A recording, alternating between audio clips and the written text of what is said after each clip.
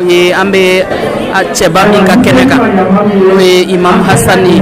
Alhamdulillah aka bangeli be kan nyanamaya fambe febi chama be ala bulo ala ka di anauma mo ka doro me dunan na wal mai fanga dunala isego da mairala ube mi se takana benini kenanyi ambe dugoke ala ka sijani kenani labangun manda nauma ala ka naude me ala ka nau sutura ala ka tumanye malauma ka garsige manda nauma ala ko ka shirifu horomanu barka ko so solle ala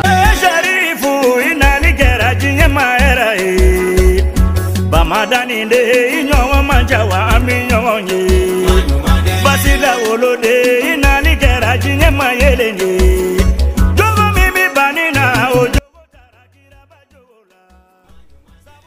Mettre en valeur l'importance des membres de la descendance du prophète Mohammed paix et salut sur lui, tel est l'objectif de Seyd Cherif Ousmane Madan Haïdara, sa famille et les membres de la Fédération Ansardine Internationale. Chaque année, Haïdara Tanti Alima Dagamaïssa commémore l'anniversaire d'Imam Al-Hassan, l'un des petits-fils du prophète Mohammed paix et salut sur lui. Samedi 16 avril 2022 à Paris, accompagné par les membres et sympathisants de l'Ansardine nationale de France, Haïdara Tanti Alima Dagamaïssa a organisé une cérémonie commémorative de l'anniversaire de la naissance d'Imam Al-Hassan. La cérémonie a été organisée en deux phases. Une première phase qui consistait à animer une conférence de prêche sur la personnalité et les exploits d'Imam Al-Hassan. Conférence animée par Oustaz Bengali Traoré, membre de la Fédération Ansardine Internationale. Et une deuxième phase qui consistait à organiser une rupture collective des jeunes de tous les membres présents à la cérémonie. Disons que la cérémonie a marqué la présence de plusieurs personnes venues de la France et d'autres pays voisins, dont l'Italie et la Belgique. À tour de rôle, les invités d'honneur et les plus hauts responsables de l'Ansardine nationale de France ont eu à remercier l'épouse de Seyd Cherif Ousmane Madan Haïdara pour sa marque de considération à l'endroit du petit-fils du prophète Mohammed paix et salut sur lui. Également présents à la cérémonie, Seyd Cherif Ibrahim Haïdara et Seyda Sharifa Balkissa Ousmane Haïdara se sont quant à eux exprimés et évoqué l'importance de la progéniture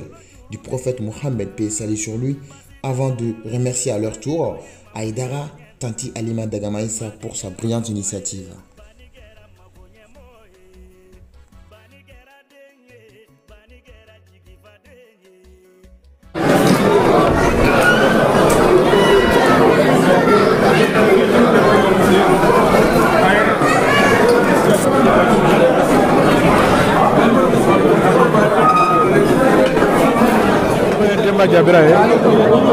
Président du Haut Conseil des Maliens de France. Je suis le vice-président du Haut Conseil des Maliens de l'extérieur chargé de la Jeune Europe. Là, il y a un peu Saint-Denis, en Sardine, France. Invitation blanc en Katoma, Mounié Haut Conseil des Maliens de France. Donc, par rapport au Kana Suntique que nous avons fait, Nika Hassan ka anniversaire. Donc, on est bien, on est bien Dombaï. Donc, aux cérémonies organisées, à Anga Kramoro Moussofe, Mounié Cherif Madan Haïdara Moussoe. Donc, à Bora Bumako, donc, en Sardine fait, en Mali on fait, en Kajeka Suntique que nous avons fait. Donc, encore il y a Irakafo, Wajibi donc, Nini, Weleli sera au conseil, en cas de Kenena, Oyamulo Wajibi, parce que Malien de Bara Yoro, Malien ka Kobe, Angangan Ansenjoy, Angangan Sekoke, donc on est Malien ka Mumbambulo Fana Kafo Malien, on est Beni, Anga Ben, pour qu'Anga Jamana Bisseka Bon, Ambe situation. Donc, quand on connaît à Diara, on est Kosobe, Ambe Douaou de Kessa, Alaka Mali Basigi, Alaka Malion Kambe. Ala ambe sungalo munafra ala ka sungalo barakamaye ala ka bato mina ala ka kinanga tabawla ambe geleya ko ala ka noya parce que kelebe Europe kelebe Mali la kelebe Europe la donc ni kele dundamina na mogota bantuma do ansa ambe do de ke kele nunu be ka banjie kono donc be yoro ala ka noya ka mbela jere ne to maga fanke ne bi Ansardine France président bon bi koni ambe ala fo ka ala barkada ala miye bi don yira ambela jelena ka soli caya kira kan ka tila ka an ka karamɔgɔ fo ale min kɛra sababu ɲuman ye ka an bɛɛ lajɛlen fara ɲɔgɔn kan ni baya layidu wɔɔrɔ ye an bɛ hukumu min kɔnɔna na bi o ye Hassan ka anniversaire de n'o o sigira an ba n'o ye madamu Hayidara Alima ye ale de ye a ka baaraw kɛ cogo la a bɛ ni ɲɔgɔnna sigi Mali la komi ala y'a don anw garisɛgɛ la France yan a y'a ŋaniya a bɛ wale minnu kɛ Mali la ka o wale kelen timɛ France yan donc nin kɛnɛ in sigira ale ka hukumu de kɔnɔna na pour que ka se ka Seydina Ali ka anniversaire ɲɛnamaya pour que duwawu minnu bɛ se ka don a bɛ se ka ɲɛsin Seydina Ali Hassan ni a bɔnnaw ani sherifu bɛɛ lajɛlen ma et puis a bɛ se ka kɛ dalilu ye anw yɛrɛ bolo ala yɔrɔ donc o de kun y'an ka sigikun ye bi ye inshallah. Bon ne kɔni en tant que président ne bɛ ala fo k'ala barikada parce que nin bɛ tɔn in ɲɛnamaya activité minnu b'a kɔnɔna na et surtout bi ka tila ka maabaw y'an ka kɛnɛ kan n'o ye karamɔgɔ yɛrɛ ka denbaya ye olu b'an fɛ yan mais o kɔfɛ fɛnɛ tuguni an ka autorité ɲɛmɔgɔ an ka autorité responsable minnu bɛ yan olu fɛnɛ ka bɔ ka n'an sɔrɔ kɛnɛ kan ka tila ka confédéré sufi ɲɛmɔgɔw dɔw fɛnɛ y'an sɔrɔ kɛnɛ kan donc pour que u n'an ka jɛ ka se ka baara in kɛ ɲɔgɔn fɛ an ka jɛ ka Seydina Hassan ka anniversaire kɛ donc vraiment o ye ne nisɔndiya kosɛbɛ k'a fɔ ko silamɛw bɛɛ ye baden kelenw de ye ko an bɛ fɛn o fɛn kɛ an b'a kɛ an yɛrɛw de ye an b'a kɛ ka se ka kalali kɛ an silamɛ damaw yɛrɛ ni ɲɔgɔn cɛ et puis silamɛya bɔra minnu na n'o kɛra kira yɛrɛ n'a ka famille ye pour que ala ka se k'u to an kɔnɔna na et puis an ka se ka baara kɛ n'u ka hakilinaw n'u ka faamuw ye a b'o o de yira quoi inshallah. O kumakan laban min bɛ ne bolo o ye ka bɛɛ lajɛlen fo fɛn o fɛn sen sera yan ani fɛn o fɛn sen ma se ka se yan ka tila ka duwawu k'u ye ka duwawu ɲini u fɛ k'a fɔ ko hali bi ala ka ni ɲɔgɔnna caya an ka ɲɛnamaya kɔnɔna na ala ka kɛ dayɛlɛliw y'an ma ka kɛ garisigɛ foni ye k'an sago d'a ma k'an yɛrɛw ka ala sago ye ni kira yɛrɛ bonya ye sɔli arasu. An nisɔndiyalen don bi fo ka to ten an bɛ an ka karamɔgɔ sanuma de fo n'o ye Usumani Madani Hayidara ye ale sababuya de ye an bɛɛ kɛ fa kelen ba kelen ye donc a furumuso ɲuman fana n'o y'an bamuso ye n'ale fana y'an invité franchement kuma t'an da an bɛ min fɔ an nisɔndiyalen don donc an bɛ Hayidara n'a ka denbaya bɛɛ fo ka dugu k'u ye ka dugu ɲin'u fɛ an bamuso ala k'o mɛn an kɔrɔ yarabi kama an bɛ dumuni kɛ k'i fa ka sun tigɛ kɛ ka ɲa ayiwa donc an b'o dugawu kɛ kosɛbɛ an nisɔndiyalen don fo ka to ten donc o de tun don kuma bɛ ne fɛ ko. Assalamu alaikum an ka foli b'aw bɛɛ lajɛlen Adama Diallo don secrétaire aux affaires intérieures en France an bɛ hukumu kɔnɔna la donc bi an nisɔndiyalen don kosɛbɛ ka d'a kan an ba o ye an ka suntigɛ organisé en même temps anniversaire Imam Hassan ka anniversaire an b'o cadre kɔnɔ yan donc vraiment an bɛɛ ɲagalen don alhamdulilayi an ye dumuni kɛ ka fa donc ça s'est bien passé wajulu kɛra donc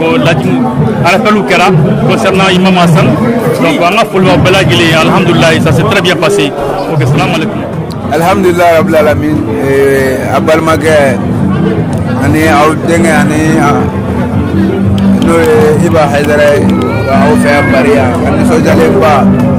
a bɛɛ ni Hassan ka bangeni vraiment an nisɔndiyalen don danti nisɔndiya min na alhamdulillah. Bon an dalajɛlen don hukumu min na o ti ko dogolen n'o ye Imam Hassan alayhi salam n'o ye kira mɔden fɔlɔ ye wallahi an ni n'an ka nafolo kɔni Imam Hassan n'o ye kira mɔden fɔlɔ ye mun nana Fatimata ka sira fɛ o de ye Imam Hassan ni ale bangedo sahabaw bɛɛ taara tare foli kɛ alakira y'a ka so mɔgɔw bɔra dugu ni dugu kana alakira fo nin ye Fatimata den fɔlɔ ye kiraya do su kɔnɔ bon ni o sera kan anw yɛrɛ to yen a ka kan ni an ye silamɛ ye fitiriwale ye kafiri de ye bani donc n'an ye silamɛ ye ko ko bɛ to an kɔnɔ kira de nana an bɔ jahanama sira kan ka tiɲɛ sira yira an na o tuma ni o mɔden ka bangeni sira o kan ka kɛ silamɛ bɛɛ ka wuli don ye o kan ka kɛ silamɛ bɛɛ ka nisɔndiya don ye o kan ka kɛ silamɛ bɛɛ ka sewa don ye ka d'a kan an kelen o kelen bɛ yen an si tɛ ɲinɛ an muso furu don kɔ an kelen o kelen bɛ yen an tɛ ɲinɛ an den fɔlɔ sɔrɔ don kɔ ɔ kira belebeleba sallallahu alaihi wasallam kuranɛ dun ko mamadu a f'u ye la as'alukum alayhi ajran illa al mawaddata fil qurba a f'i tɛ sara foyi fɛ i ka kiraya la n'a kɛra i bɔnnaw ka d'u ye o tuma ni o bɔnna dɔ ka bangeni sera a ka kan silamɛ bɛɛ lajɛlen a bɛ yɔrɔ o yɔrɔ n'aw bɔra a kalama a ka wuli ni tamaro de se b'i ye k'o dun walima k'a di mɔgɔ ma i bɛ nisɔndiya cogo o cogoya la i k'o nisɔndiya kɛ an b'o de kɛnɛ kan bi bon anw ka nisɔndiya fɔlɔ kɛra jumɛn an ye hasanu yɛrɛ fɔ mɔgɔw ye alubetu yɛrɛ ye jumɛn ye ni kuranɛ ko innama yuridu llahu liyuzhiba ankum rijs ahlal bayt wa yutahhirakum tatheera an y'a yira k'a fɔ o ka fisa ni dafɛn bɛɛ ye a bɛɛ dafɛn bɛɛ kira bɔnna ka fisa n'a bɛɛ ye kira kɔfɛ a bɔnna ka fisa dafɛn bɛɛ ye olu de y'an bɛɛ ka ɲɛmaa ye kuranɛ aya de y'a fɔ an ye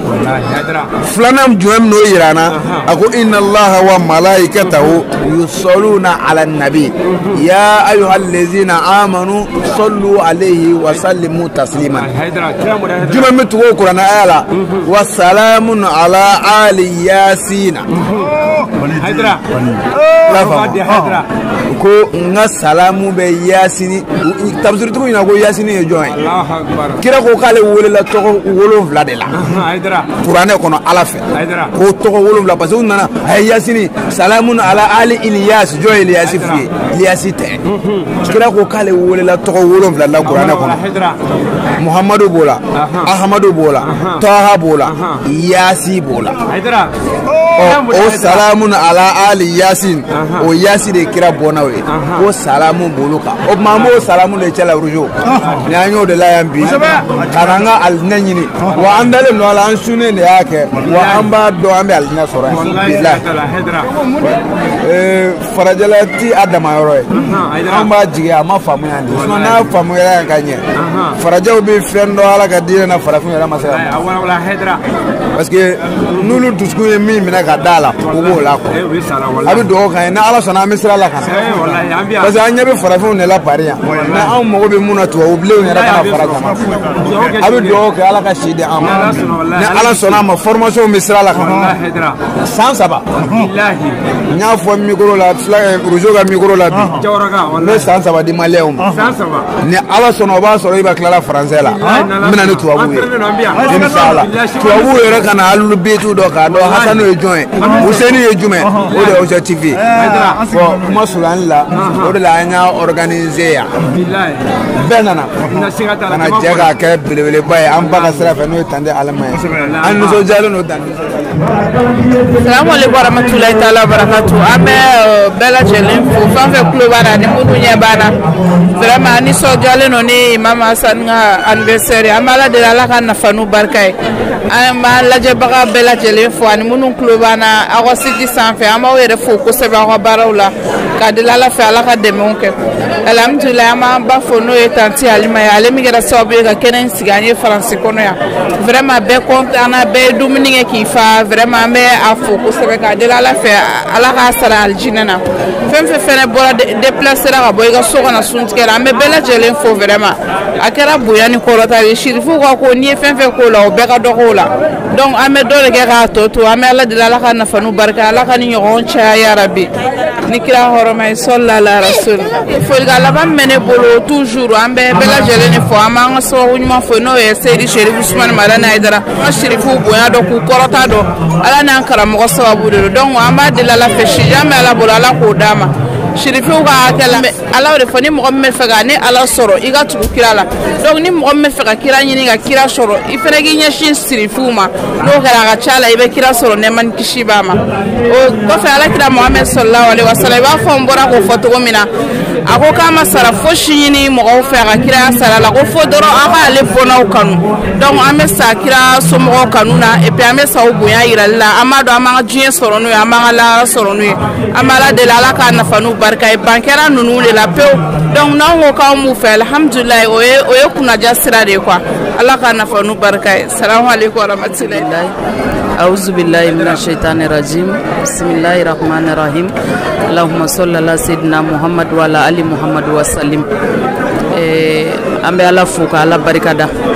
ala mi bidon yira ne na ubela jelena ambe ala fu ka ala fu tuguni ka ala wale nyumando alhamdulillah saninga do kuma fenfela mbanga sababu nyumanfu no ya mfana nyejoroi no ya Said Sherif Usman Madan Haidrai ambale fu ka dubo ukai shijani kenani labangul ma ala ka danama wotemenen ko ka boye ni sondi ambenena no ye ambe Cheba mi ka keneka Imam Hassani alhamdulillah aka bangeli be kan nyanamaya fambe febi ani malien be ka ke ko mani ivoirien be ka ke en France ka fana bi alhamdulillah ala ya sike yana donc ambe sika fenfe fo de ka dugo ke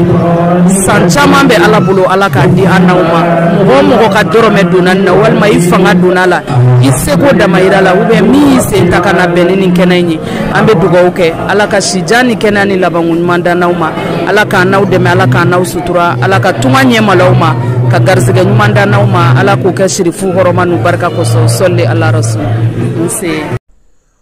Pour marquer de sa présence à cette cérémonie de commémoration de l'anniversaire d'Imam Al-Hassan, petit-fils du prophète Mohammed, paix et salut sur lui, Said Sherif Usman Madan Haidara a, depuis Bamako, émis un appel téléphonique pour formuler des prières et des bénédictions à l'endroit de toutes et tous pour cette marque de considération faite à l'imam Al-Hassan. Paix et salut sur lui.